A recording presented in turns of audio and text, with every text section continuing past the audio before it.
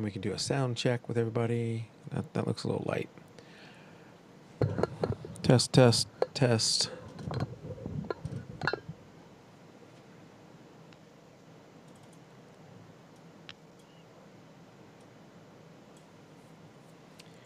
Tim, won't you give us a sound check? Test, test, test, test. Test 1, 2.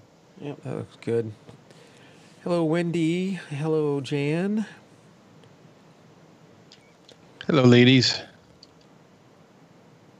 So, yes, I think I added when we're going to be out all the way through July, if I'm not mistaken. Yeah, I think so. I'm going to be out. Okay. So, I'm going back to Alaska this summer. Yes. I think I told you that. So, which I am jealous about still. Yeah. So this time we're taking my two boys. So it's going to be the whole family.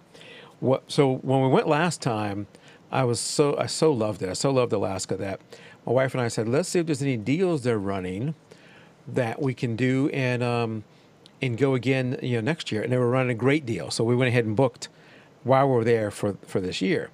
Right. That makes sense. I told some of the guys I was with at work who I didn't think would actually come, but maybe. I said, hey, if you guys want to come with me next year, they're running a great special. You need to do it right now. Oh, it wasn't even for like returning people? Well, I don't know. So I asked the lady when I was booking, I said, hey, if I have somebody else who wants to do it, can they get this price too? They're not here. And she said, yeah, I can get them the price. So I think I would have had to kind of done it with them. Right, but, right. Have them on the phone or do something. I don't know how that would have worked. We never got to that part of the process. So one guy said, no, I'm out. I don't want to do that. The other one said, oh, yeah, I'm really interested. Let me go talk to my wife.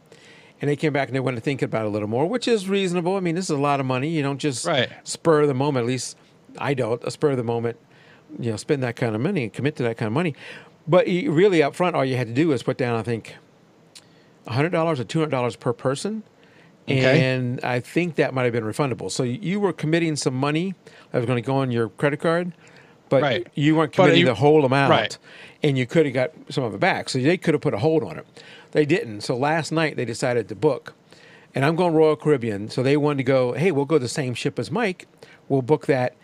It's $4,000 more expensive now. More.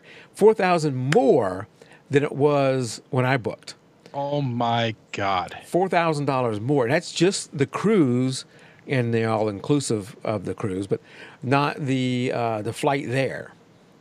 That's crazy. So they ended up having to go Carnival, which I don't know how much they paid there, but they went Carnival, which is still okay, but I like Royal Caribbean better. It's not the same, right? Yeah, I like Royal Caribbean better. I mean, Disney is really good. I've been on. Yeah, Disney's expensive. I absolutely. I like Disney, and I got to put pre-show up so people know we're in pre-show here. Dang it. I did like the Disney cruise. It was definitely worth it, but it is not cheap by any stretch of the imagination. No, and we went for the first cruise ever was with Disney, and it was fantastic. And they had an onboard special. You book your next cruise while you're on board. You get a special. Right. And my wife, we loved it so much. My wife said, let's go book it now.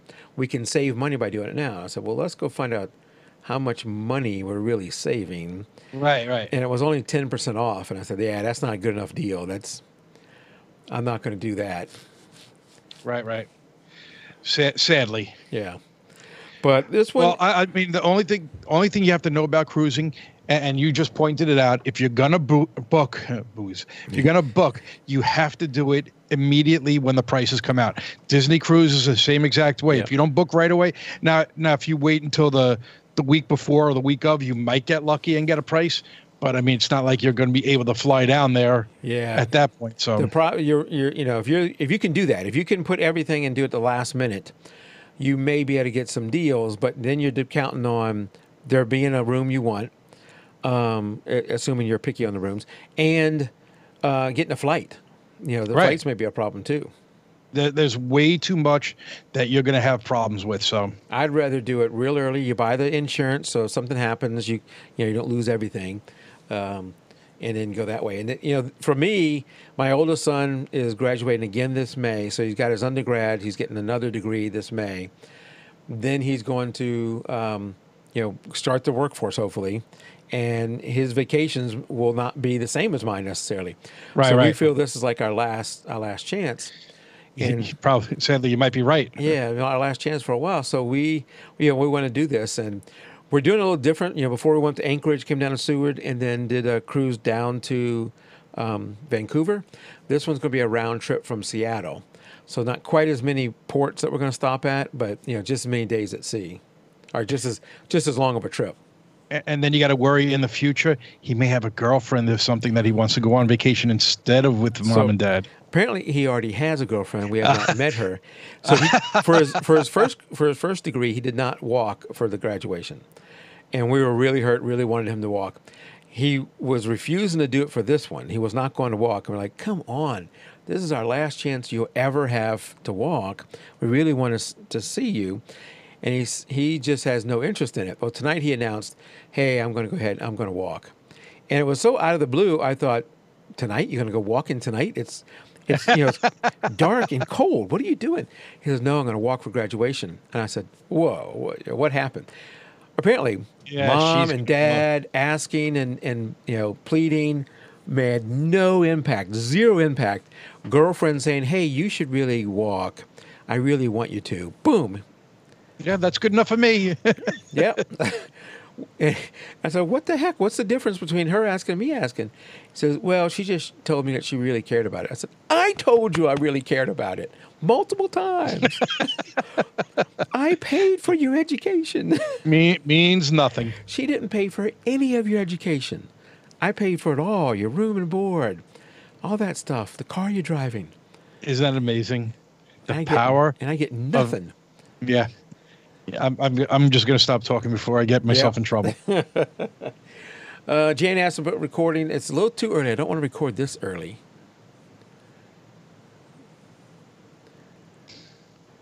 Yep. I agree, Jan. But it goes both ways too. Sometimes, the girl will listen to the guy when she won't listen to her parents. So I think it's, you entered a new time. Jan said exactly what I was going to say, but I was like, I can't say it. A woman will do it every time. Yeah. But it's one of those things that you start to phase out of your parents' house, and eventually someone else in your life, whether you're a boy or girl, absolutely, becomes the day-to-day more important person. Mm-hmm. But the one thing about your parents is they're forever your parents until they're no longer here, and no matter what happens with that significant other, whether they come and go, your parents are always there. Hopefully, assuming you have involved parents. Right. Well, both of us were lucky. Our parents, both sides, very close to. So yeah. I mean, and you're right. You can't say that about everybody. No, and my wife's parents have both passed away. My mother-in-law passed away last May. I guess this May would be 2 years. Yeah, this May be 2 years. Yeah, my mother passed away. Avery will be 7 this year, so I guess around 7 years ago. Yeah. All right, so we got several things to talk about when we start the regular show. I'm going to start the stream into Facebook now too. Stream to Facebook, and then let's make sure that works. Yeah, it's working. we're going to go over, Tim. We're going to go over some of the news articles. I got a little bit of an intro of some other things that have been happening here. Go over the few news articles. I don't want to spend a lot of time on them, but I want to get through them. Then we're going to go through the 6 photos, announce the first place and second place winners, and only there's multiple judges who gave feedback. Only going to give feedback from one judge per photo. And then if you go, well, that was pretty quick. Y'all didn't spend a lot of time on the photos. The photo review show that AD and I will do probably this Sunday, we'll go into more detailed review of all 6 of the finalists. And then we'll do another show later on and go over some of the other images that were submitted, especially ones that it was their first time being submitted.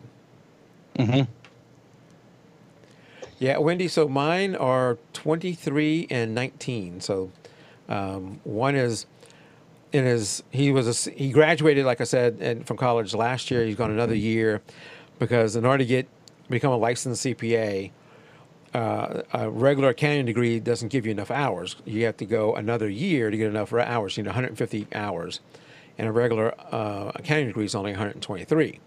So a lot of accountants either don't worry about it and don't ever get their CPA, or go and get a master's in accounting or an MBA, or like he's doing, he's going back and getting a finance degree.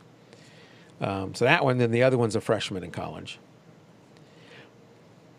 Goes by fast. It does, and it really does. I mean, when we started, your boys were, I guess one wasn't even in high school. Yeah, one was in middle school, one was in high school. Right. And the other great thing is in this month, I wrote the last check. I did it to a credit card, but I paid the last payment for his college. His college is over. I'm done with his college. That is really, really nice. So Wendy says my kids are 11, 9, 6, and 4. So we have time. Yeah, so you got a little bit of time. Yeah. And she has a friend working on her CPA. CPA is one of the harder tests to take in the professions. Yeah, probably just behind the bar exam, I would think. Yeah. In difficulty from everything I've ever heard. Yeah, and I don't know the pass rate. At one time when I was coming out of college, I remember the pass rate was lower on the CPA exam than it was on the bar. And I think part of that is because before you take the bar, you've done so much education, so much work that you may be a little more prepared, where a lot of people taking the CPA back then were people who were just coming out of college with their undergrad degree and maybe have taken a review course, maybe not. So they weren't quite as prepared as some of the people taking the bar or whatever the medical exam is. All right, is Facebook live or not? I don't think yet. I told it to go live 5 minutes early, and I think at 5 minutes here, I'm going to go ahead and start getting the recordings going, so I can take this red sheet of paper off my desk. So anyway, we'll go through the photos, announce the winner, and then I have a photographer at the end. We'll do a quick mention. There we go. Everyone live. Let me start the recording everywhere.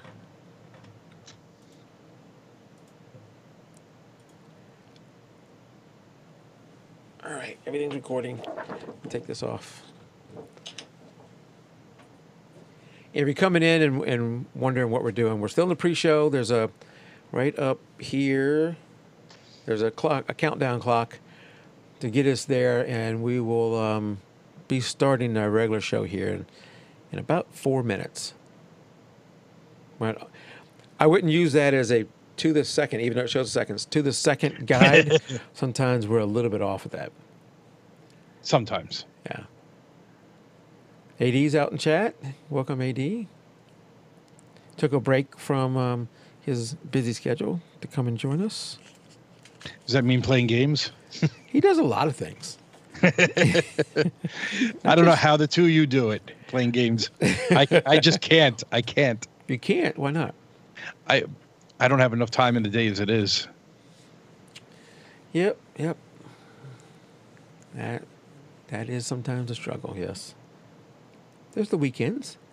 You should join us on the weekends, Tim. I got to once. I have to really get in.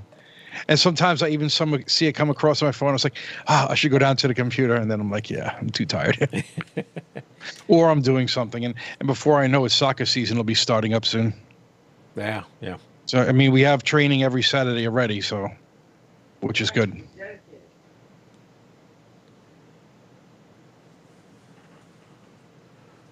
Yep. So is it going to be really cold down by you, I hear? You guys are shutting down Georgia? I was going to mention that once the show started, but so I'll mention it once the show starts anyway. Let me just check and see what the temperature is. I got this app that I really like, and I learned it from one of the shows AD was doing. And I think it was whenever he was talking about different apps for your phone. And one of them was an app called Dark Sky. And I use that all the time now. I love that app. So let's see. According to this app, we're only gonna get down to the mid-20s tonight, which is cold for us, but that's not right. That's not bad. It's not With does it show you with the wind? No, it doesn't show you. I can't see that. I think tomorrow we're going to hit in the mid-20s and then low 20s Thursday. Then it starts to warm up. Mm-hmm. Yeah, but no rain until next Monday in the forecast. Which at that time it's in the 40s and 60s for a low and 60s for a high. Yeah, we're going to be down in single digits tomorrow. And if I heard correctly, Chicago's like minus 13 or something. Yeah. We're 30 right now. Yeah, they said it's colder there than in Antarctica. I'm like, oh my God, I can't even imagine it being that cold. Plus, they have the wind chill is awful too. Yeah. Oh God, yeah. Well, I know this weekend my friends were upstate skiing, and up in Vermont, it was -8 at the base, I want to say it was like -20 at the summit, not including the wind chill, and they couldn't get to the summit because the snowcats were frozen Where's to the this at? mountain. It was Killington, Vermont. Okay. Timothy asked on Facebook, is Dark Sky a paid app? I didn't pay for it. I don't know if there's any paid features that you would get, but no, it's not. And I'm on Android. I don't know if it's on iPhone, but probably so. I did not pay for it. What I like, and of course, any weather app, I've always thought weathermen should do they should actually have a cartoon character doing the predictions, and then a weatherman can tell us what happened yesterday. But this thing, it will change, but what I like it is it will tell me, hey, rain starts in 5 minutes. Or like when my basement's flooding, the more important thing is rain ends in 30 minutes. I was more interested in that. All right, let's get pre-show off of here. Oh, and Timothy said 399 iOS. Okay, you ready to get started, Tim?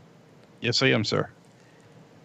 All right, it's jpeg2RAW, show number 227 here on a cold January 29th. And Tim, I know for most of the rest of the country, especially up north where you are, that cold is a relative matter. Down here in Atlanta, it's about 30 degrees. And so that you guys can all laugh at us. The schools here closed, businesses closed. Mine didn't. I went into work.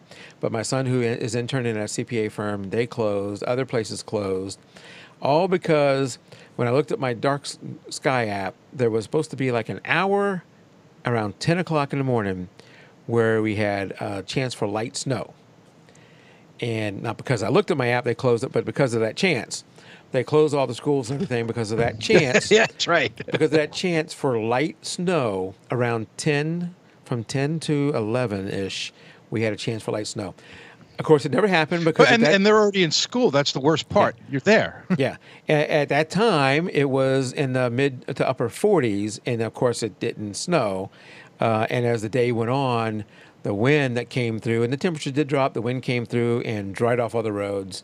So while it was cold, it was not a problem at all. So, yep, but that's what happens here in Atlanta. The chance for a light snow closes everything down. Well, what was it, 5 years ago? You had, what they called Snowmageddon or snow something. We had Snowmageddon. We've had Ice-mageddon. It's, I didn't go to Walmart or to Kroger or anything like any place like that, but I got to imagine that there was a run on the bread and milk because of that 1 hour potential of snow that happened here. It was just insane. And the shovels. Don't forget all the shovels. Yeah, and the generators are probably all sold out of at Home Depot. Speaking of generators and battery backup, so we're going to get to the show here in just a second, but I encourage, if you're not using a laptop, that you have a battery backup, a UPS, uninterruptible power supply, all connected to your computers. So there's one connected to all of my computers here that I'm doing the show for. There's one connected to my servers and the router and all that kind of stuff. The problem with those things is they don't last forever.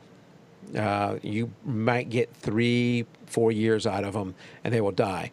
When I find out that mine died, unfortunately, is whenever the power flickers and the thing that was supposed to be protected shuts off, and the battery backup didn't do it. So you say that, and that actually happened to me. My the one that's my TV in my bedroom, the light flickered for a brief second, and all of a sudden the TV reboots. I'm like, what the heck? I'm like, oh, I guess the battery went. I wish it would tell you. Yeah, I wish there was some way. So about an hour before the show, I'm down here getting ready, and 2 of the computers are hooked up to one UPS, which is fine, but the power here flickered. And my main machine stayed on, but the 2 extras shut off. Right. So that's, hopefully that doesn't happen while we're doing this, but that tells me that UPS needs to be replaced. I have at least 2 others that need to be replaced. So it's just something you got to keep up with, but they're great to have. They'll protect you from those flickering of powers. They'll protect you, allow you to shut down your computer properly. And they do some protection from brownouts. It can be very devastating to your PC, your computer, whether it's a Mac or a Windows machine, where the power is just flickering on and off or is in a state where it's not quite full power. That can really damage your computer. So I highly recommend Right. a UPS gives you that computers. clean, steady power. Yeah, and if you put one on your router, you can be up even when the power is going in and out. Right. If you have a laptop or I guess your cell phone and everything for Wi-Fi and everything, you would have it still. Yeah. So that's the tip of the day. There you go. Okay. So I have a couple of articles. What we're going to do, let me give you a rundown of what we're going to do here. We're going to go through a couple of articles fairly quickly, and then we're going to go over the 6 finalists from the Best of 2018 photo contest. We're going to give feedback from one of the judges. It's going to be, I'm not going to tell you who it is. It's not going to be the same judge each time. Give you feedback from one of the judges on each image, and then we're going to announce the first place and second place winners who win something. And this is not going to be a review of those images because A.D. Wheeler and I will do a photo review show maybe this Sunday to do a review of those 6 images. I will give all the feedback from the judges. And then we'll do a follow-up show of some of the other images that were submitted to the contest. I think during that show that we do, hopefully this Sunday, I'll also announce there's going to be a couple of random winners. I think it actually is 2 random winners of something. We'll announce that then too. So tonight we're going to announce the 2 first and second place winner and go over that. But that's going to be in the second half of the show. So let's move to the first article, and that first one up is this one where this is super creative. It's nothing new, but I really like what he did here. It's Alexander Unger, a Swedish photographer who took 2,500 still photos. You won't be able to hear the audio, but I highly recommend you go out and watch it on YouTube. He took 25 still photos of his clay that he did here and put it into whatever program he uses to do this and made a video out of his 2,500 still photos.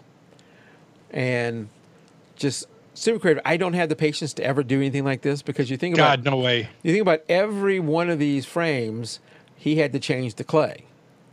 And right. And this is 24 frames a second. So, yeah. 2,500 pictures.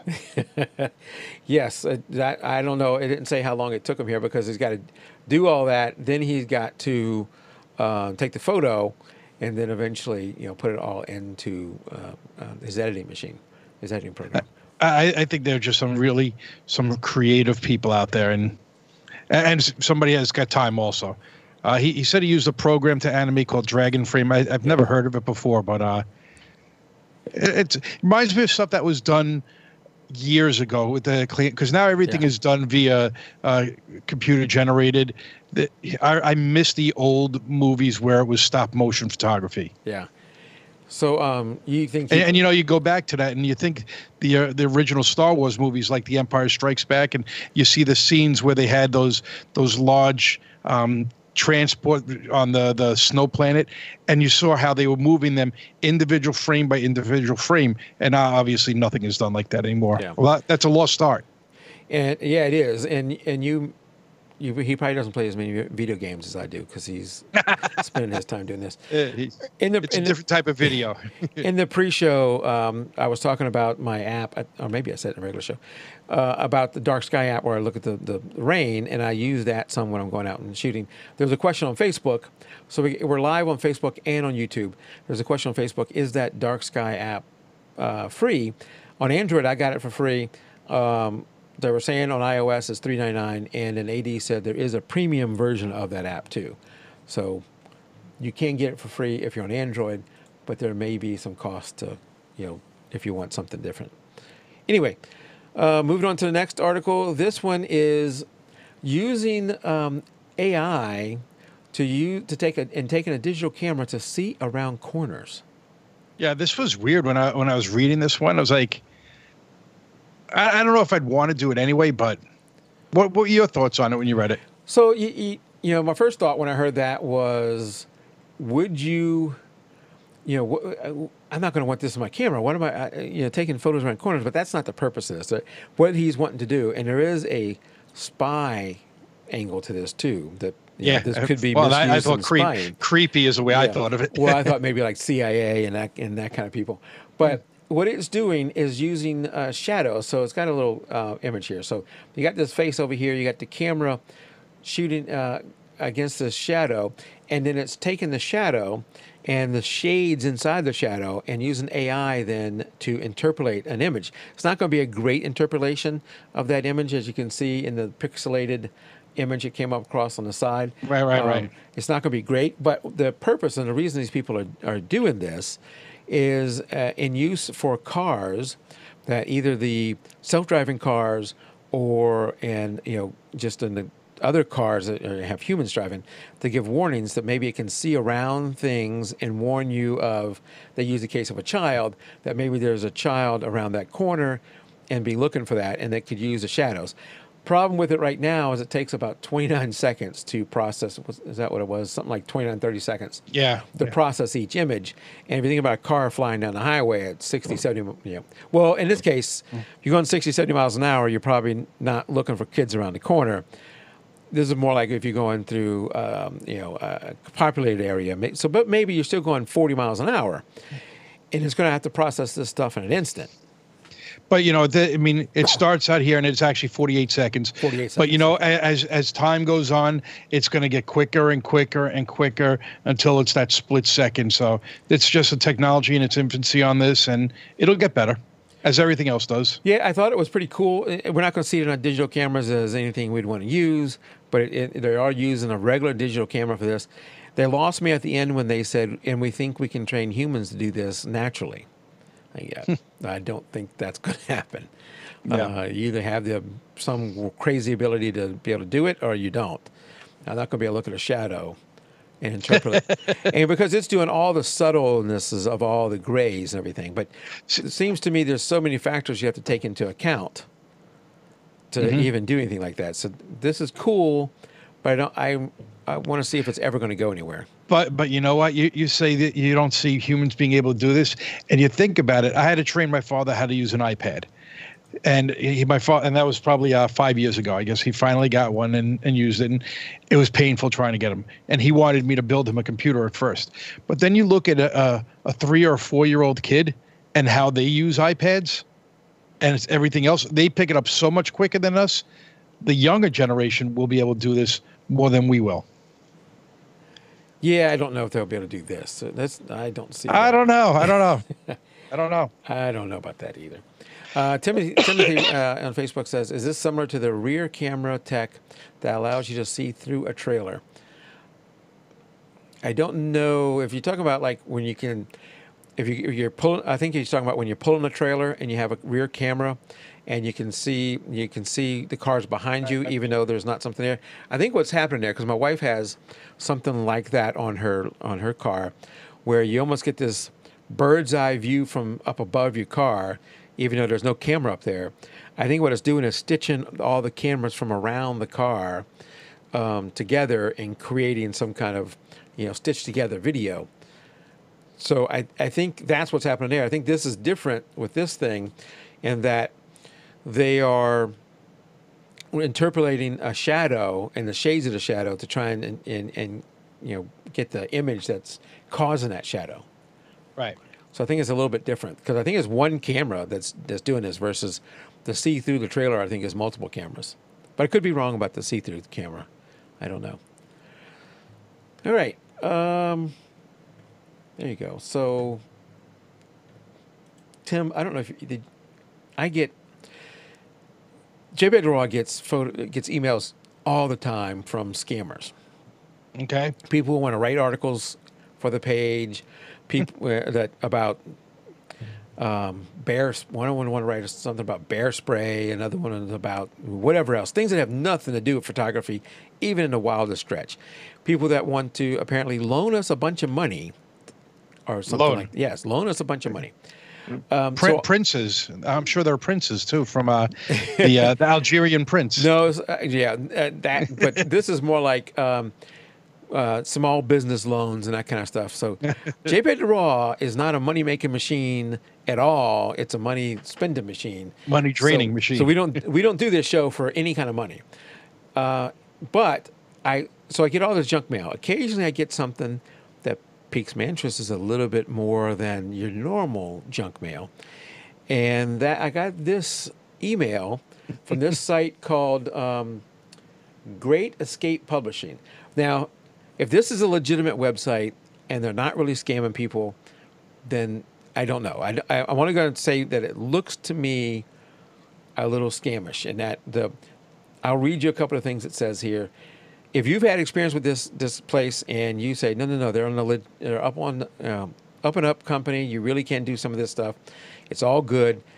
Email me at podcast@jpeg2RAW.com. I'd like to know your experience. But it gets me right away when it says no previous photo experience required.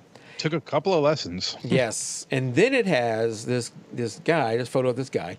He said, and it says, the caption says, he was approaching 60 when he realized he was tired of his job, but he didn't have enough money to retire.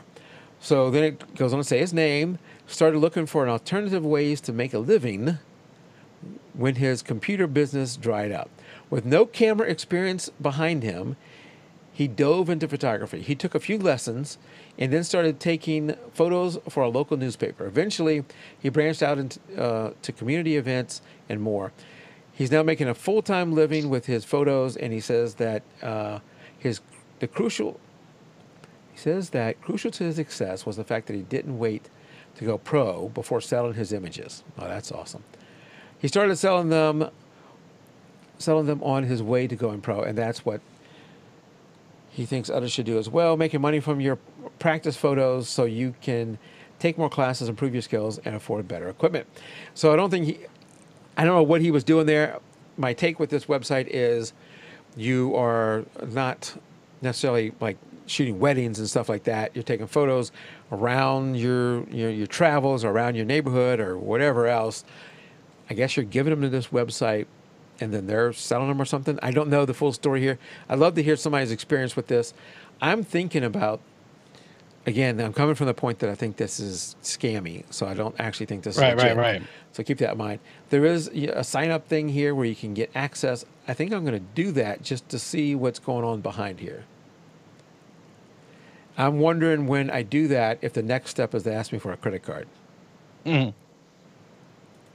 Well, then you know it's automatically fake.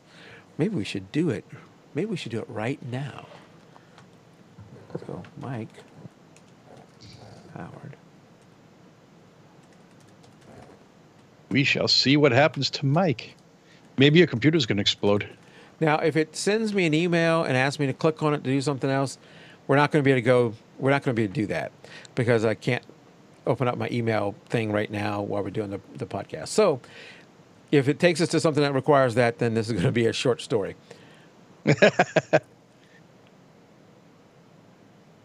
Now is the best time to sell your photos. And it's got a little video. Turn your passion for adventure and freedom into a rewarding lifestyle. Waiting for words. I'm not going to read all this. You can go here. It's thegreatescapepublishing.com and look for yourself. A whole bunch of words. Earning money from photos has changed a lot over the past decade. So I wonder if this is a micro stock site and they just are hiding it really well. Because, something like iStock, if you... I didn't use my junk email there, AD. I used my real jpeg2RAW email. And now you're going to get some real junk email. Yeah, that was a mistake. But I have a good filter on there, so we'll do that. So I don't know, where's the punchline here? Take a minute now to see if you're already got what it takes. Good gosh. I guess if I'm going to make a living off of this site, I should be okay with reading all this stuff. It's not too much to ask, huh? Does the English look good on it? Yeah, yeah, it looks okay. Can you take simple photos like these? Get started today. We may have to click on that. So we'll get started today. Get started today. Wow. Okay, let's click on one of these. There we go. Turn your passion for adventure and freedom into a rewarding lifestyle and sell your photos for cash for just $29 a month. Ah, there we go. There you go. So they're making money. There's a quick and easy way for you to start making money from your photographs. As early as next week, it's fun, it's life-changing, and you don't even need to travel to get started. Well, there you go, Mike. I knew somewhere along the way it's going to want me to write them a check. Yep. And not a commission. So there you go. Use at your own risk. I will not be using it. Use at your own risk. All right. So one more thing to talk about, and that is, how long have we been jpeg2RAW, Tim? Is it 8 years now? Coming on 8 years. I think 8 years this summer. This summer will be 8 years. And I've run into one other website that was jpeg2RAW. And Okay. that person let it expire. I bought it, so we own jpeg2RAW, JPEG, the number two RAW, which is our main site. And I think I even own jpeg2RAW. So somebody has finally, because I've never really seen it anywhere else other than that one guy who did it, but AD tipped me off on something that somebody else is starting to use that nomenclature in a way, and that is Topaz Labs now has a new product called jpeg2RAW AI. Oh, wow. And it's jpeg2RAW AI. And it says it's using machine learning, and I got this email a couple of days ago also. Machine learning to convert JPEG to high-quality RAW for better editing. Prevent banding, remove compression artifacts, recover detail, and enhance dynamic range. On sale now to the February 8th for $79.99. Then it goes back to $99.99. It's got a little example here, which horribly compressed JPEG on the left.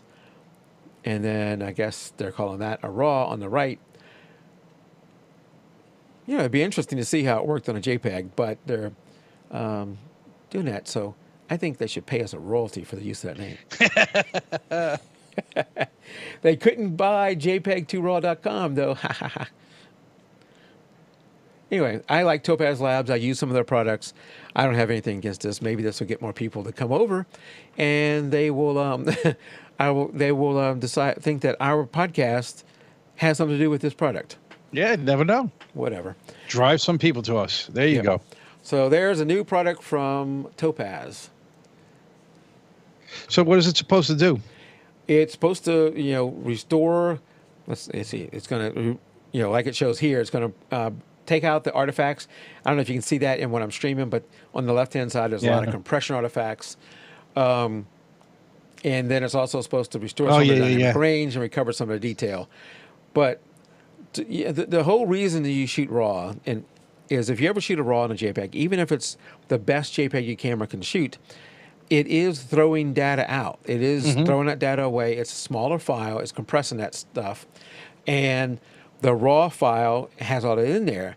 And there's cases where they're really close, but the JPEG will never be as good as the RAW because the JPEG has already thrown away information as part of the compression that can't come back.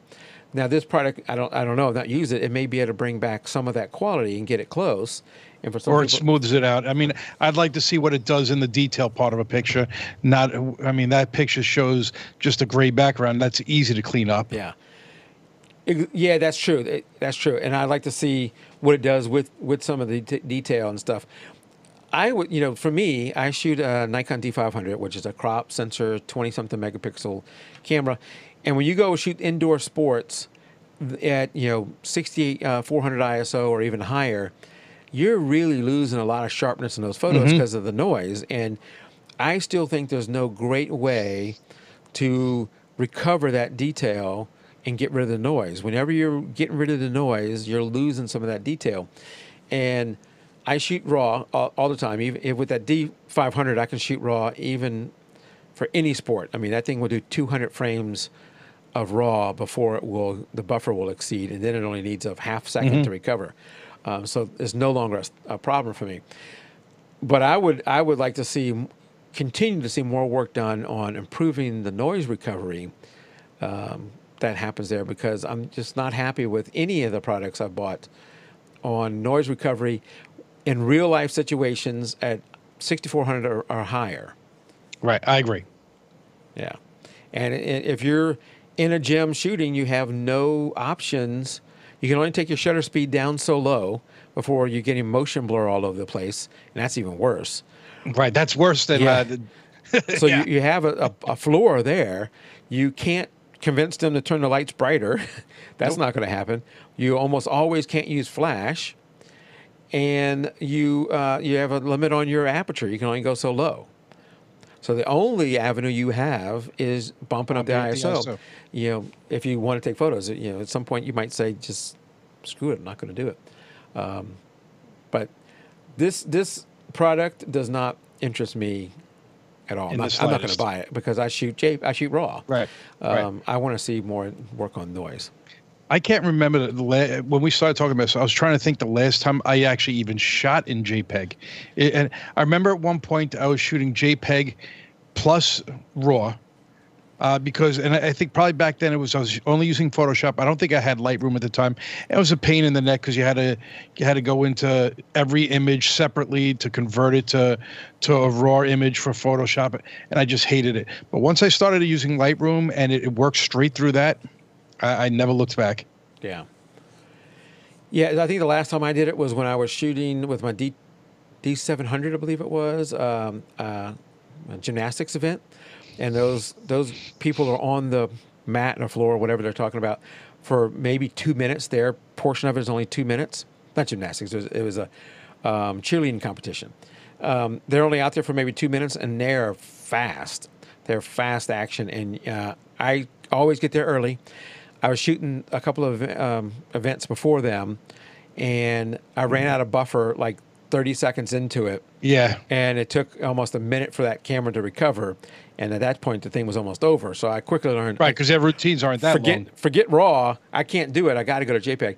My D500 could easily do that. It's literally 200 frames before the buffer is exceeded, and then it only needs you to lift your finger and start again.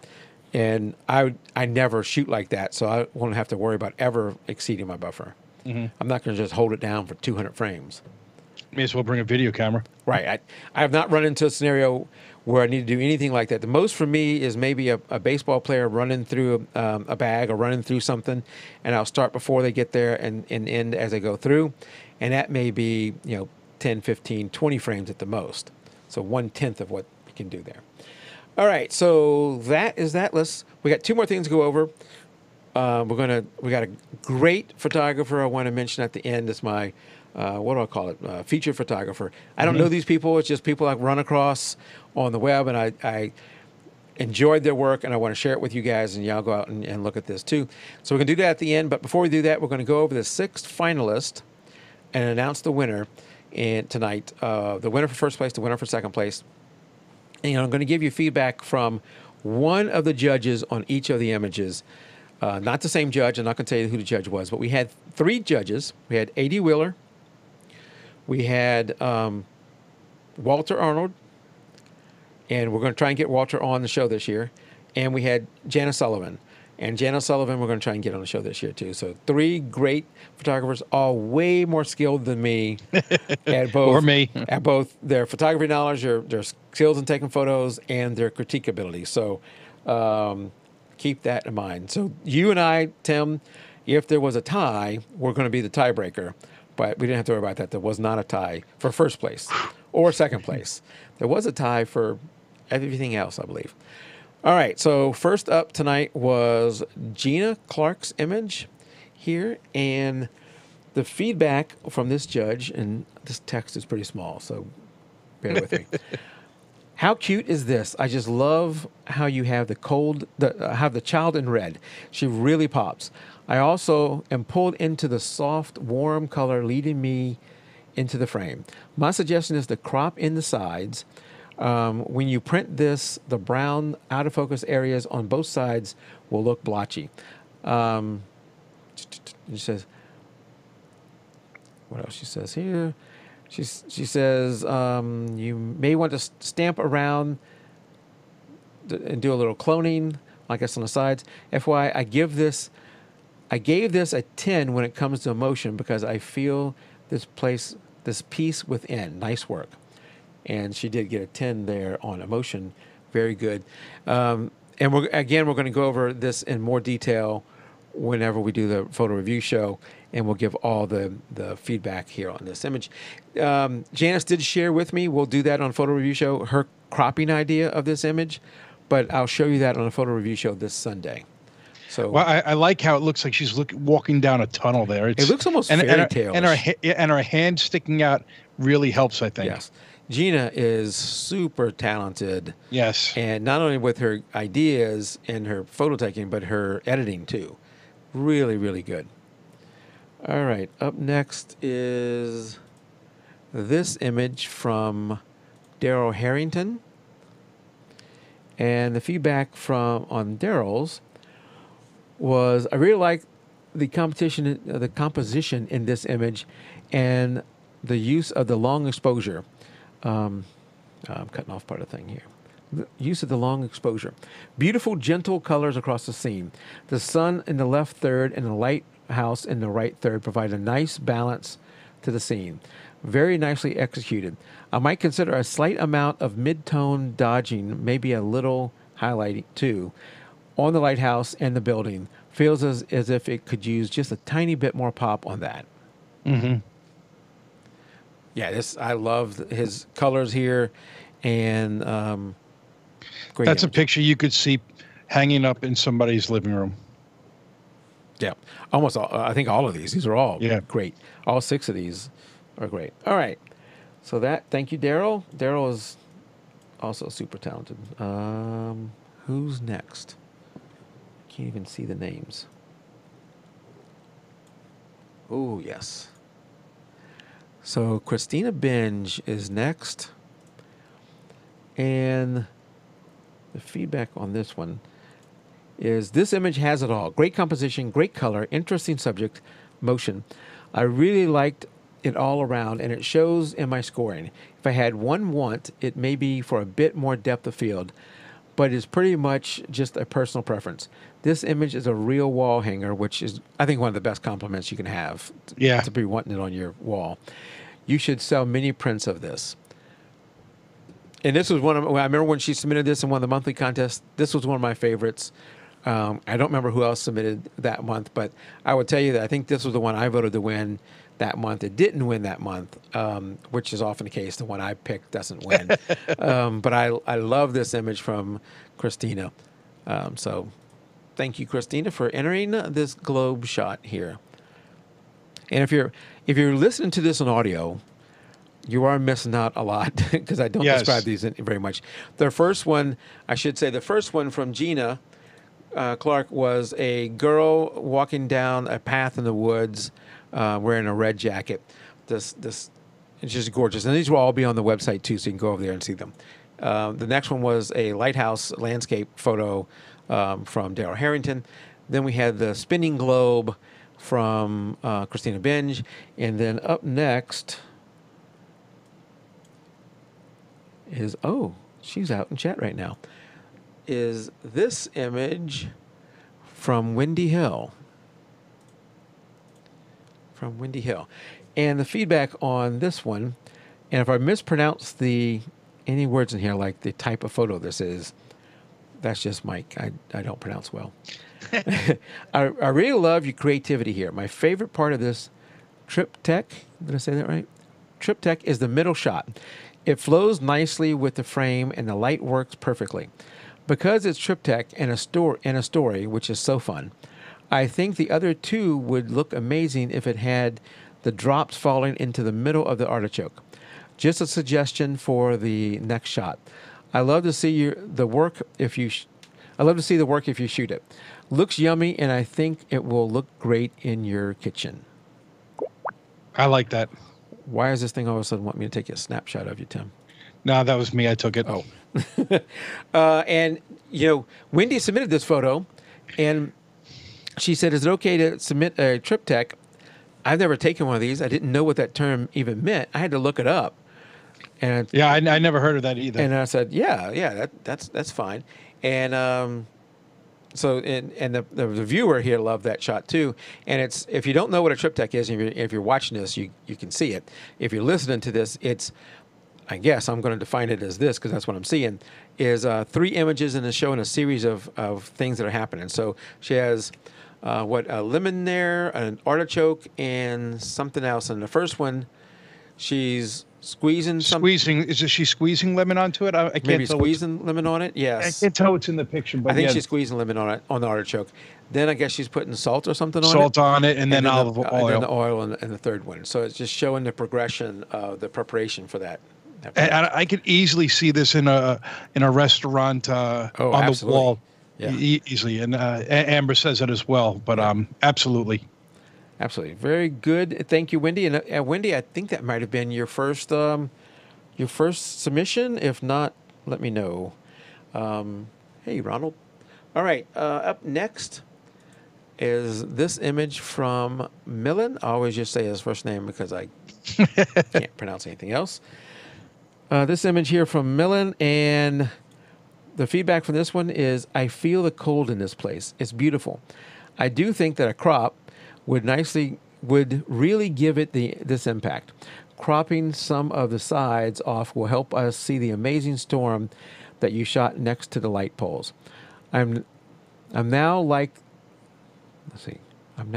wow. I also lead more into the frame, into what is it out there. Love the feel, so dark and beautiful. So glad you stepped out of the box, because it's dark, cold fairy tale that I would love to be in. Because it's a dark, cold fairy tale. Mm-hmm. I like this. And this is from Millen. Yes, this one. I really like the feel of this one too. Yep. That's what Atlanta's going to look like tomorrow. No, Atlanta is not going to look like that tomorrow. I forget what part of the world he lives in, but it's snowed there. It's not going to be snowing here tomorrow. That's a beautiful scene. It is a beautiful scene. I love that he took it at night, and you got the street lights or the path lights, whatever they are, providing the light like that. Well done, Millen. All right, we got one more to go. And that is this image from Amber. And I remember this one too. This is Amber's, I think it's her son. She has got him in, what is that, like flight goggles? Flight gear, yeah. Flight gear and all the other gear. And she's made it, she's aged the photo to make it look like it's, something like World War II, right? World War II or something. So here's the feedback from that one. A wonderful image, great color, but I would like to see I'd like to see further exploring into the color grading. I feel the image would benefit more from texture like an old photo texture or grunge adding to the image. It has a very cinematic feel and needs to be pushed further into that realm. Have seen many images from this photographer, and each one gets better and better. Keep pushing that creativity. One of my favorites. So there I you like go. this one. Yeah, I mean, all 6 of these are wonderful. Of course, we can only give one winner. And the way this works, so just if you're wondering how does this work, the judges graded all 6 images in, what is it? 1, 2, 3, 4, 5 categories: technical, creative, impact/emotion, composition, and an overall. And in every group, they rated them from a 1 to a 10. Overall rating counts double. So I don't know what the maximum score, you have to add that up, but then we take all those votes from the judges, and the one with the most points wins. So we don't have a drum roll thing ready. No, we don't. We don't have that anymore. No, we don't have that anymore. But where is it? Let me make sure I get this right. The winning image, the one with the most, let me get this ready. The one with the most votes and who wins the Amazon.com, we'll have to figure this out, Amazon.com $100 gift card is Millen. Millen won with this image, this snow image. So congratulations, Millen. Awesome image. Loved your photo here. Loved all 6 of them. But great job, Millen. I know Millen, I think the time zone doesn't work so you can watch live. So I'll get a text probably in the morning when his time is where he can watch, and he'll be watching then, hopefully. Great there. So number 2. So the first place gets a $100 Amazon gift card, and number 2 gets a $50 Amazon.com gift card. And so number 2, let me see who number 2 was.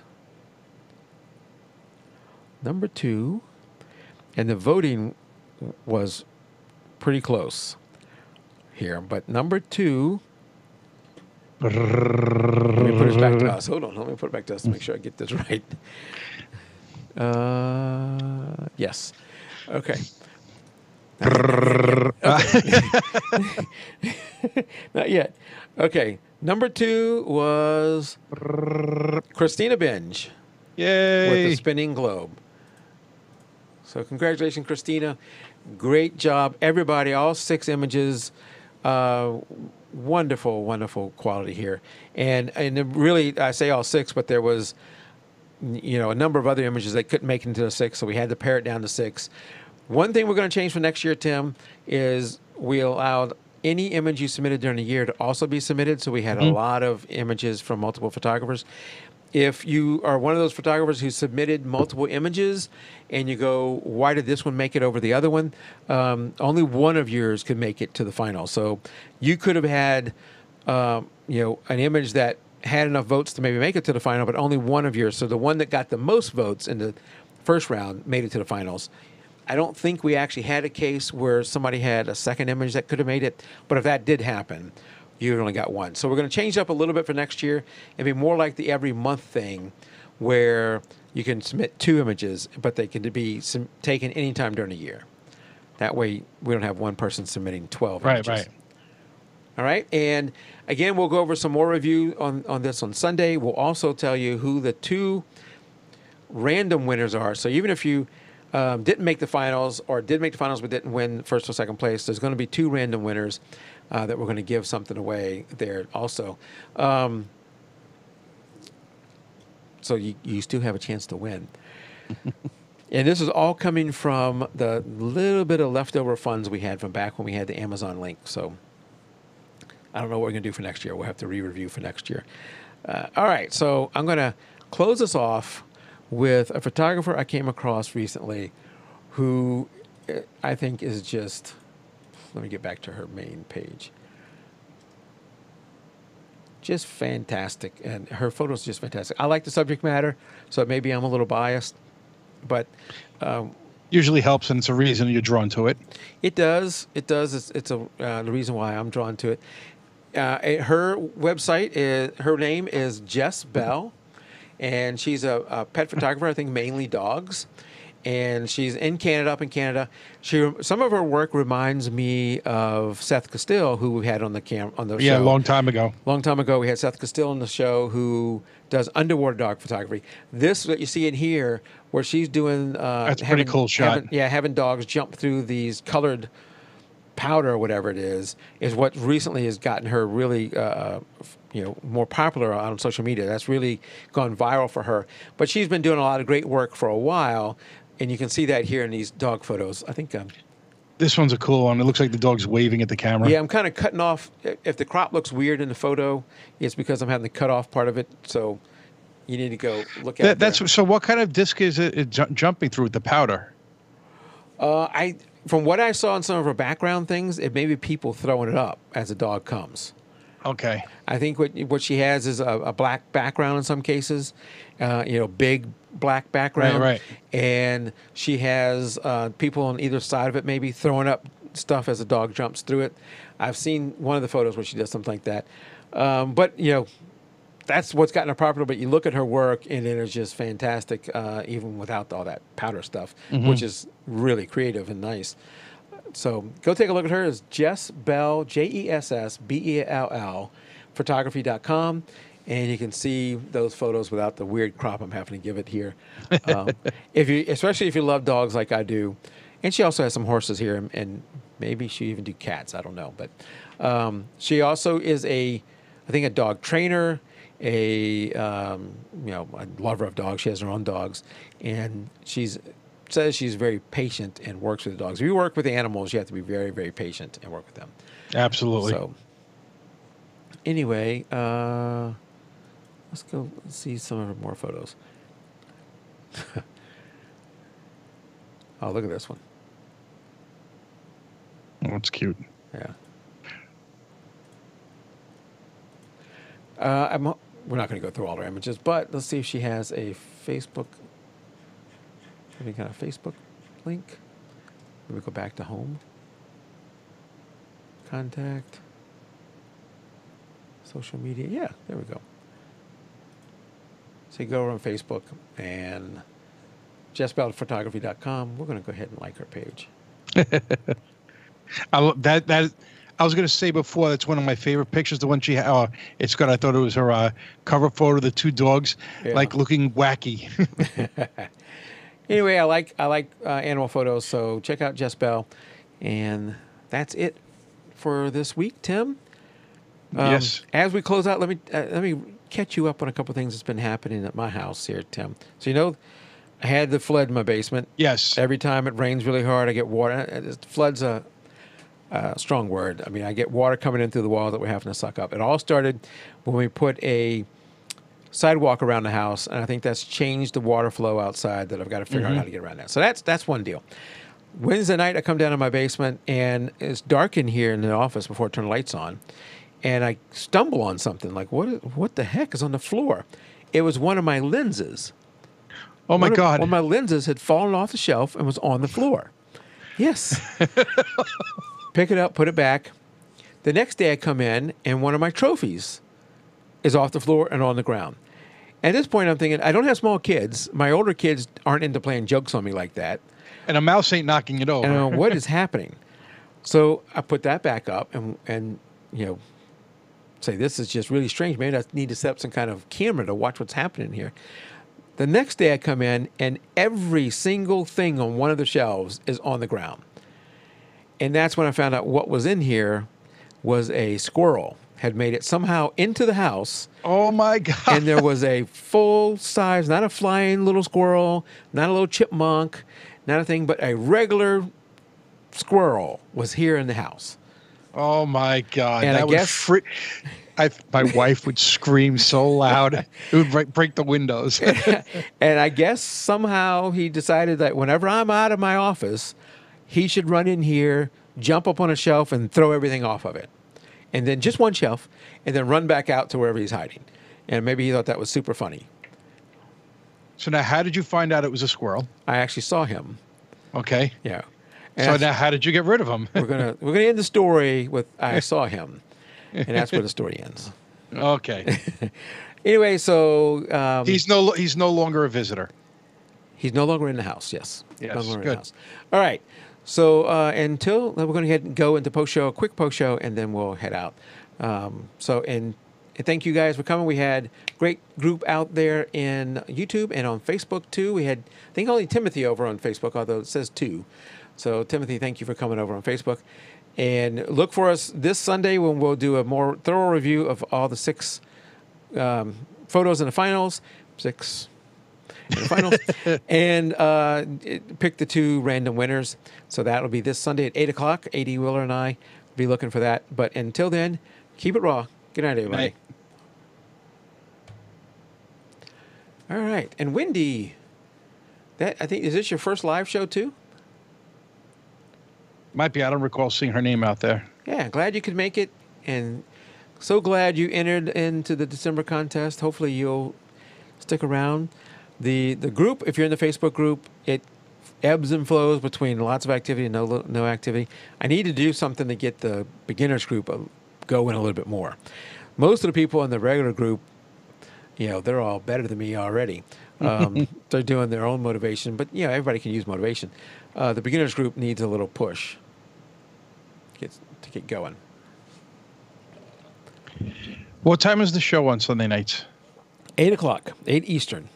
In the middle of Super Bowl Sunday? Oh. All right, AD. That may be a problem. So, not to I just realized that. Not to make a lot of our people listening. This isn't a post show, so nobody other than live listeners will hear this. I grew up in Louisiana. I went to high school in Louisiana, went to college in Louisiana, and then I moved to Atlanta. So I grew up as a lifelong Saints fan when they weren't very good, and a lifelong enemy of the Falcons. And moving to Atlanta, my wife is a Falcons fan. Moving to Atlanta didn't change any of that. I don't like the Falcons. I like the Saints. And what happened in the Saints-Ram game really, upset me. And I am, strangest of strange, I'm pulling for the Patriots. I've never been a Patriots fan, but I'm going to be pulling for the Patriots, not because the Rams are at fault for that, but because I wanted the Saints in there. Now, my favorite team is a team that has been really bad for a long time, and that's the Raiders. They've been bad for a long time. Yeah, they've died off. They used to be good, and we're all hoping Gruden is our savior. Yeah, well, I'm a Jet fan, so yeah. Enough said. Yeah. So I will be pulling for the Patriots. They added insult to injury after that non-call by fining the player for helmet-to-helmet contact. So when that play happened live, I jumped up from my thing and said, "Game over. A minute and 40-something seconds left. You just committed 2 penalties. Helmet to helmet, because I saw it live. I didn't need instant replay. Interference. Helmet to helmet and obvious pass interference. And waiting, there's no call. Like, you've got to be kidding me. There's no call. Huddle together and come up with a call. And they didn't. They didn't come up with the call. Then they had to kick a field goal because I think that made it 4th down, whatever. And so I said, don't count on Gruden. I'm still counting on Gruden. Come on, Gruden. And then, of course, in the end, the Rams win. Now, other people have said, hey, Saints had lots of opportunity, And I often believe when I played sports, you don't leave it up to the refs. So there is that. Right. But when you get a really bad call at the last part of the game, there's just really not enough time to recover from that bad call. If you get a bad call in the first quarter, you got lots of time to recover from that. Still stinks, but you got time to recover from that. But, at that point, you don't have time to recover. And then, the head of the officiating crew called Sean Payton at the end of the game and said, or maybe Sean Payton called him. I don't know which way it went. And the head of the officiating crew said, yeah, sorry, that was a really bad call. Yeah. And you feel like saying, make me feel better. Sorry. Okay, yeah. We didn't make the Super Bowl. Breeze will probably never play another Super Bowl because of how old he is. This is his last chance. But sorry, yeah, we're even now. Yeah, we're all good. Yeah, we screwed up, and I don't know. That's just, it was horrible when I saw it. And then they showed the replays over and over. And then they find him the next day. I'm like, really? That doesn't make it any better. Or the following couple days. It doesn't make it any better. Well, They're still not going. they often review those things afterwards. Yeah, no, they do review them and everything. And helmet to helmet. And Tim says out on Facebook, I'm sure there will be rules challenge after that. I think so too. So obviously you don't want every play reviewed for was there a penalty, because the game will be 8 hours long. But there needs to be some process that you can do something. And I don't want to go overboard where they look at every play in the last 2 minutes and decide, was there holding somewhere? Because they're probably holding every play. Oh, God, yeah. Yeah. No, it can't be something like that. It's got to be some egregious foul like this. And, yeah, holding holding probably happens on every play. It's whether you get caught or not. Yeah, yeah. Because sometimes I see what they call as holding. I'm like, really? Yeah. They do it every time. So, but as a Raider fan, I'm not a Kansas City fan. So if it had been a Kansas City and the Rams, this will be my first Super Bowl not to watch. Mm-hmm. But because the Patriots made it, I'll go ahead and watch it. I have to, sadly, I'm traveling away for work next week and I'm leaving Sunday afternoon. I was like, oh my God, I'm not even going to be home for it. My son's a Patriots fan. So yeah, that is what it is. What it is. Gary says, I hope the titles don't change is what makes sport fun. What? I hope the titles. I don't know. Yeah. This gum is driving me crazy. Hope the tiles. Yep, I don't know what that means. I don't know what it means either. I'm hoping it's a typo. Either that or else I just lost. Yeah. If you're not into football, then you don't care. And I think for the last couple of years, at least 2-3 years, I have not been impressed with the commercials either.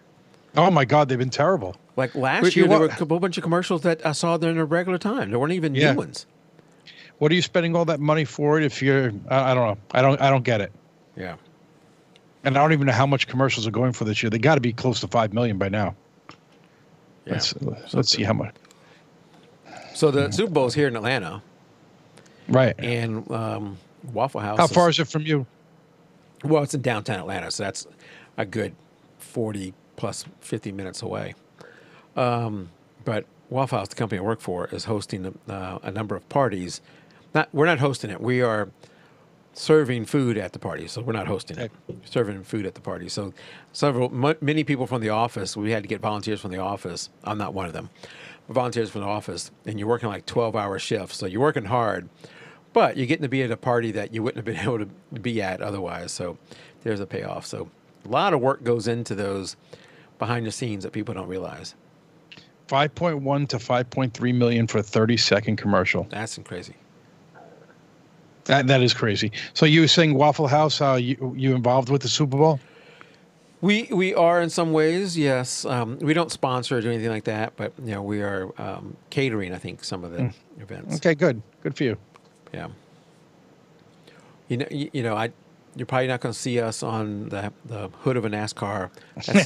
That stuff is crazy expensive. We've been approached, but that stuff is crazy expensive, and that's not what we do.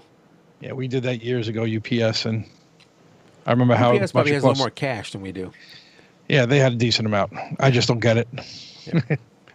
All right, everybody. Thank you for coming out and watching live. We're going to go ahead and end the live stream, and we'll see y'all maybe this Sunday. I need to talk to AD, and we'll see what we're going to do there. But good night. Good night, everybody.